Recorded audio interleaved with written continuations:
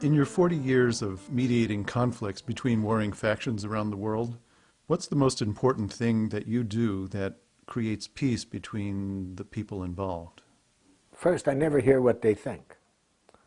See, I get called a lot of names by people who hear what I'm saying. I see you've read my book. You probably can recall I was in a refugee camp in Palestinian Authority, and what all the crowd had to do was hear from my interpreter that I was an American, and a gentleman jumps up and screams at me, murderer, and another one jumps up, assassin, and another one calls child killer.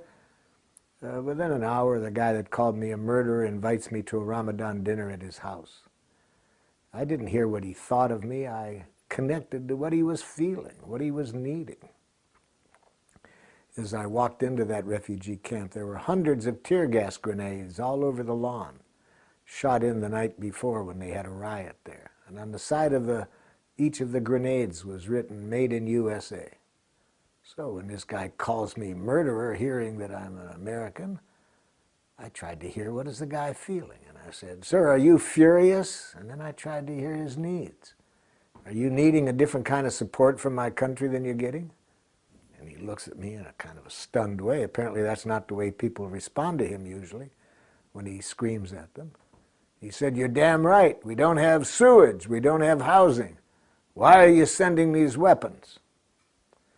So I said, "Well, then that makes it clear why you'd be so aggravated. If you don't have these basics and you get these weapons sent over here, I can see that your needs are for some other kind of support." He said, "Do you know what it's like to live under these conditions for all these years?" I said, "So you'd like me to understand just how desperate it can be even for one day, let alone for many years." So I heard what was alive in the guy. Not what he thought I was, a murderer. I didn't say, "I ain't killed anybody." I tried to hear what was going on in him. And when he trusted that I sincerely cared what he was feeling, what he was needing, he could start to hear me then when I said, "Look, I'm frustrated right now because I came a long way to be here. I want to offer something. And I'm worried now that because you got me labeled as an American, you ain't going to listen to me." He said, "What do you want to say to us?" So he could hear me then.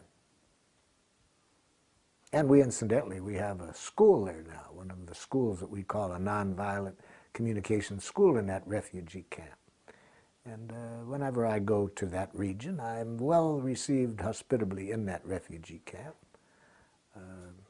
But I had to see the human being behind the names that he was calling me.